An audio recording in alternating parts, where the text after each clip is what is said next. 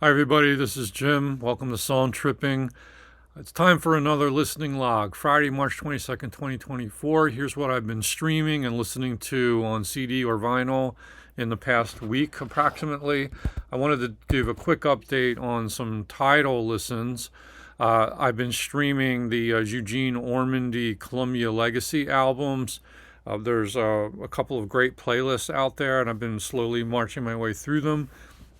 One album I enjoyed was had very much of a 20th century flavor to it, and this was William Schumann Credendum, which is Ormandy and the Philadelphia Orchestra. But also on this is Leon Kirchner Piano Concerto, and this was played by the New York Philharmonic under Dmitri Medropoulos. That was a cool one. And then there was an album of Strauss music, Don Juan, Opus 20, and Till Eulenspiegel's Lustig Schreike, and also some Aaron Copland, Appalachian Spring, and Billy the Kid. And that took me through that entire playlist. There was over 800 tracks on there, but I'm convinced that this is by no means everything that's on the actual Ormandy Legacy box set, the mono box set. There's a lot more out there to discover. I'm not sure all of it's available on Tidal yet, but I just checked this playlist I've been working through today, and whoever is maintaining this playlist just added a heap of new stuff. So there's more to listen to, and I think we're now maybe getting into some of the stereo recordings, like the stuff from the stereo box set. So it's really exciting to see all this new Ormandy and Philadelphia Orchestra stuff to listen to.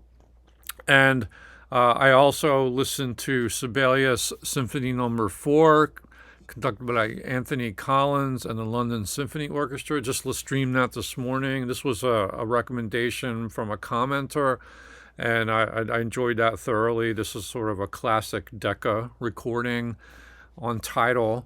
I've been sampling the band Barclay James Harvest, a band I know the name. They seem to be in the sort of art rock, progressive rock like world of the 70s that I've always had an interest in, but this band always fell through the cracks to me. So I was listening this morning to some Barclay James Harvest for the first time ever, just going off the top tracks list on Tidal, and it's not bad. I mean, nothing really super grabbed me yet, but I'm just scratching the surface. So I'll try to keep dipping into them and see what comes up. I might start listening to some complete albums by them too. Also, I noticed that T-Bone Burnett has a new track out called "Sometimes I Wonder." And it's got a nice blues flavor, very well produced. Like that's definitely one to check out. I don't know if he has a new album coming out soon, but there's just only this one song available at this point. And that's basically it for Tidal stuff. Now, also, I've been doing a shootout of Straub's Deadlines. This is the clamshell box set on the Cherry Red Records Esoteric label, and it's I will save my comments on it for the shootout, which is a video that's coming up very soon, I hope. Also, I went on a CD haul. I went to a library sale and found it was on a Sunday. It was last Sunday, and everything in the sale was half price. So all these CDs I'm going to show you were 50 cents, with the exception of this first one, which my wife found at a Goodwill, and maybe she paid $1 for it. Windham Hill Sampler, 1984. I have this on vinyl, but she called and said, "Hey, do you want this?" And I looked it up in Discogs and noticed I didn't have the CD. Noticed there's no barcode on there. But this is a nice compilation. I said, yeah, pick it up. Like, let's listen to it. It sounds fine. All these Windham Hills always sound great. So now to the library sale finds. All these were 50 cents. First, we'll start with a lot of classical. Mahler Symphony Number 2, Resurrection. This is the London Symphony Orchestra conducted by Gilbert Kaplan. Now, let me talk about Gilbert Kaplan a little bit. This was a strange dude. So, he was a rich dude, and he made his fortune, I think, in publishing. And he was just so obsessed with this one symphony by Mahler. He loved it to death. He loved it so much that he wanted to conduct it. So he learned to be a conductor, and he somehow, maybe he bought his way into being able to conduct this piece for various orchestras. I think he did a live performance in New York that got rave reviews, and then he recorded, I think, at least a couple of versions of this. So it's just very odd. And he became this like scholar about this one symphony, and this was the only symphony. This is the only work I think he ever conducted. It was like he would just specialize in this one symphony, and there's some recordings out there of it. So I listened through to it, and it's an '80s recording, and it sounds really good. Like there's like some good quality stuff. But I'm not by no means like an expert at being able to like do shootouts for Mahler symphonies just yet. But one really special added value to this is the booklets. So there's 2 booklets that come with this package, and extensive liner notes, because this guy just studied it all. And you know, there's just notes after notes after notes with photographs and, you know, all kinds of stuff. And I think there's even some facsimile. Well, there's some photos from the recording session. And, you know, you got things like this in there. So that's the one booklet. And then the other booklet is a whole booklet of Mahler's correspondence about his Second Symphony. This entire booklet is just Mahler's writing about this. I mean, this is just wonderful for 50 cents. 50 cents I got this. Yeah, really, really awesome. This Kaplan guy just did his research and, you know, was just sort of meticulously conducted this piece. So it's a lot of fun, really enjoyable listen. And I thought that was it's a great find. Loved it. Also, I found another version of Mahler's Symphony Number 2, and this is Leonard Slatkin with the St. Louis Symphony Orchestra, with Kathleen Battle, soprano, and Maureen Forrester, contralto. And this was on the Telarc label, an all-digital recording done in, I think it was done in the 80s, and looks like 83. And this sounded really good too. I mean, this between the 2 versions, I might prefer the Slatkin a little bit, but there were some aspects of this Kaplan one that sounded great too. So it's kind of like a push between the 2. But you know, for me, you can never have enough Mahler symphonies. They're just fun to compare. So those were 2 awesome finds. Oh, one last thing I wanted to mention about this guy. So in the liner notes, Kaplan talks about how Mahler's original sort of instructions for the symphony were after the first movement, which in the Kaplan version, it's 22 minutes, 22 seconds. Mahler said, and it's Allegro maestoso. He said, after the first movement, there should be a 5-minute break before you get to the second movement, the andante moderato. So what Kaplan does is he puts the first movement on the first CD in the set, and then that's it. So the first CD is only like a little over 22 minutes long, and then the rest of the symphony is on the second CD. So it sort of forces you to, you know, get up and change CDs, and you get that little sort of break that Mahler originally intended for the symphony. I thought that was pretty interesting, because I was wondering, why is the symphony not continuing? Oh, it's like, oh, that's the only track that's on this CD. I got to go to the other CD. All right. Some other classical stuff I found, all these were 50 cents each too, and I've listened to all of these this week. This is a CD of Gregorian chants, the Benedictine monks of the Abbey of Saint Maurice and Saint Maur Clairvaux on the Philips label. Lovely, lovely stuff. Just great.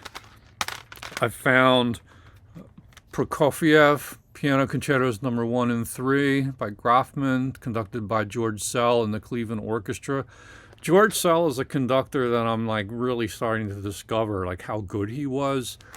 And this was Columbia, great performances, really, really, really good stuff. Like if you're into Prokofiev, this was a great performance, really was.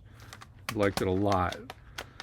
Also, the New York Philharmonic and Zubin Mehta with Wagner highlights from The Ring.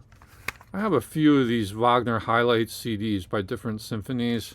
I'm not sure, like, I haven't fully formed an opinion about Wagner, but, there's some of this music is just, frankly, a lot of fun. It's a little bit like movie music.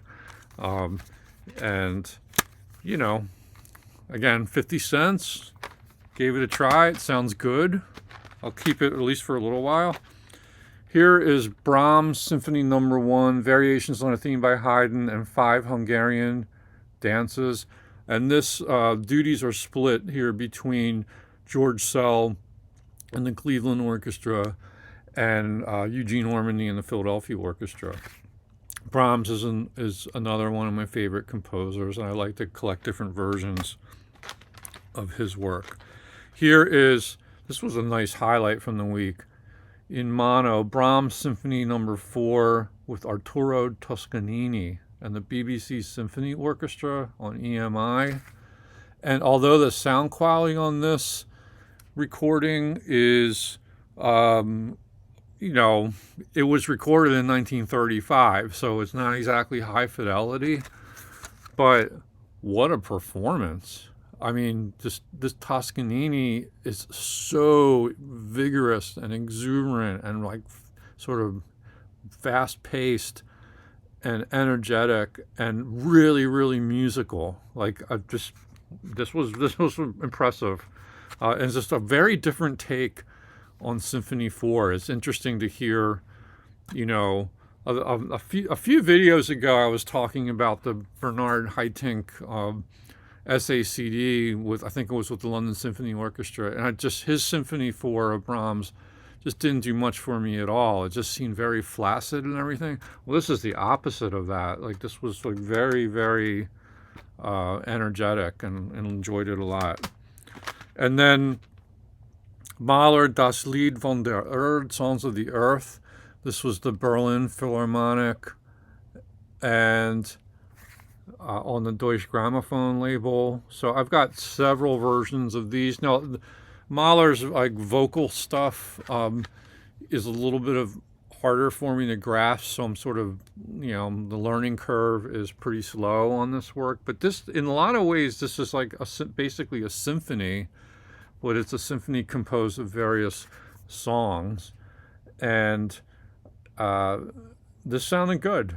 I'll keep it for a while. I like the cover. I'll have to compare it to some of the other versions. But, any kind of like operatic type of music is not exactly my cup of tea, but I'm trying to be open-minded about it and enjoy it. And then one rock album I found for 50 cents, and this is the Rolling Stones, Big Hits, High Tide and Green Grass. And this was DSD remastered. Now, this is not an SACD. It was DSD remastered, but this is reduced for CD. And here's the label. I thought this was an excellent find. It sounds good. It sounded sort of bright and real punchy, and like, sort of the Rolling Stones in their early prime. Like, I'm really glad to find that compilation. I think I have this on vinyl, but here's the CD version. So that's pretty much. Oh, one more. Okay, brace yourself for this one. This was also 50 cents. Genesis, Turn It On Again, the hits. Now, I am a big fan of Genesis, and I thought, well, for completion purposes, let's just get this, So here's a track list. See if you can see what's on there. I thought this album was a big disappointment, to put it mildly. I'd like to hear your thoughts on it if you are familiar with this compilation. I think there might be a 2 CD compilation that came out, but this is the 1 CD version. Anyway, just okay, it's focused on like the 80s, 90s period primarily. There's some stuff from Duke that makes it on here, and then you have Follow You, Follow Me, and I Know What I Like, In Your Wardrobe. And then they re-recorded the Carpet Crawlers 1999 version, so that was kind of like the added value for this to get people to buy it, I suppose. But I just thought this album was garbage. Like I was so, I hate to say that, but the song sequence didn't make any sense to me. Like it's like pulling these songs off of the different albums and then compiling them as hits. It was like subtraction. Like it just didn't, the songs as a set of songs seem collectively weaker than they do when they appear in the context of the albums that they came off of. And it just was not involving at all, and it basically sucked. And I don't plan to keep it. I'm just going to give this one away, trade it in, whatever. I'm sure it's on Tidal if I ever get the need to stream it. But I just don't. And the Carpet Crawlers re-recording. Why do I need that? Like it sounds great on Lamb Lies Down on Broadway. Like that just seemed gimmicky to me. So I don't know what to say about this other than the mastering was unimpressive, the sequencing didn't work for me, and it just made it sound like, I don't know. Just give me the original Genesis albums and I'm happy with that. So anyway, but that was 50 cents wasted. So no harm, no foul. Also, in terms of my shootout, I have the original CD release on One Way Records versus this Esoteric label, and then I'm going to go do the vinyl as well. So we'll save that as a coming attraction. That's my listening update for the week. I hope you all had a good week. Let me know if you have any reactions to some of this music I shared, what your thoughts are. If I'm totally wrong about the Genesis compilation, you can let me have it in the comments. Anyway, I hope you like and subscribe. Thanks for sharing some time with me. Hope you check out the channel soon. Bye.